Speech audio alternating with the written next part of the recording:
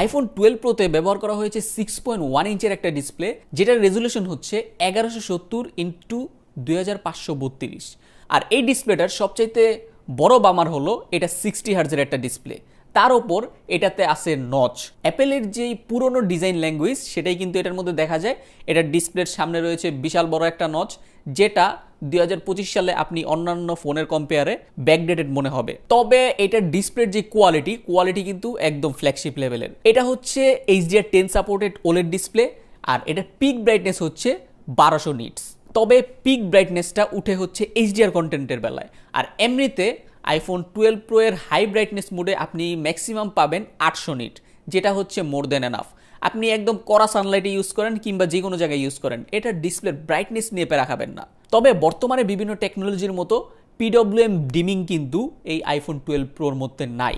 তবে বেশিরভাগ মানুষই এই জিনিসটা সম্পর্কে জানে না, আর এটা আহামরি তেমন ডিল ব্রেকারও না। ডিল ব্রেকার সেটা হচ্ছে এটা 60 হার্জ, যেটা আপনি এটা ইউজ করলেই বুঝতে পারবেন। আপনি যদি এর আগে 90 হার্জ কিংবা 120 হার্জের ফোন ইউজ করে থাকেন, যদি সেটা বাজেট ফোন হয় তাহলে কোনো সমস্যা নাই। তার কারণ হচ্ছে বাজেট ফোনের মধ্যে 120 হার্জ দেওয়া থাকে ঠিক আছে, কিন্তু সেটা কাজই করে মাঝে মাঝে। সেই দিক থেকে বাজেট স্মার্টফোনের 120 হার্জ থেকে আইফোন 12 প্রো এর 60 হার্জ অনেক বেশি ভালো। কিন্তু আপনি যদি মোটামুটি লেভেলের একটা ফোন ইউজ করে থাকেন, মানে মিড রেঞ্জার, যেটার মধ্যে 120 হার্জ কিংবা 90 হার্জ ছিল, সেটা থেকে আপনি যদি 12 প্রোতে আসেন তাহলে কিন্তু আপনার কাছে একটু জিটারি ফিল হবে, আর সেটা অলওয়েজই হবে। আর এই ডিসপ্লের মধ্যে ফ্রন্টে প্রোটেকশন হিসেবে রয়েছে অ্যাপেলের সিরামিক গ্লাস প্রোটেকশন। যেটাই থাক, আপনি এটার উপর এমনিতেও স্ক্রিন প্রোটেক্টর ইউজ করবেন।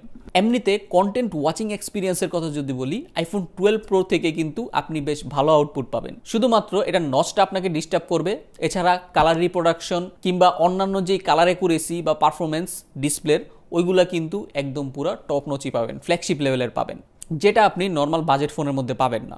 ওভারঅল যদি এটা ডিসপ্লে এক্সপিরিয়েন্সের কথা বলি, এটা ডিসপ্লে এক্সপিরিয়েন্সের মধ্যে দুইটা বড় বামার আছে। তার মধ্যে একটা হচ্ছে 60 হার্জ আর সেকেন্ড হচ্ছে এটা নচ। তবে নচটা আপনি ইগনোর করতে পারবেন, 60 হার্জটা আপনি ইগনোর করতে পারবেন না। কিন্তু এটা 60 হার্জ হওয়ার দুইটা বড় বড় বেনিফিট আছে।